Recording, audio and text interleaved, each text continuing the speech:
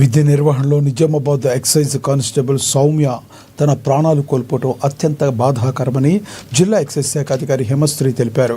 గురువారం ఆదిలాబాద్ పట్టణంలోని ఎక్సైజ్ శాఖ కార్యాలయంలో సౌమ్య సంతాప సభ నిర్వహించారు. ఆమె చిత్రపటానికి పుష్పాంజలి ఘటించారు.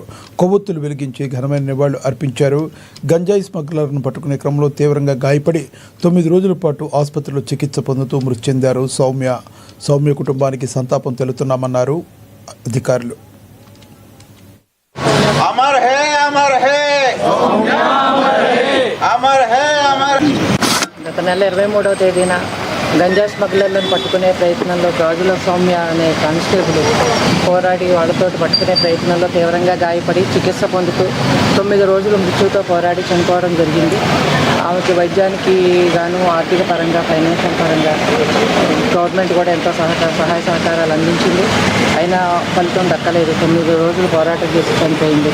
ఆమె ఆత్మకు శాంతి చేకూరాలని మనస్ఫూర్తిగా కోరుతున్నాను.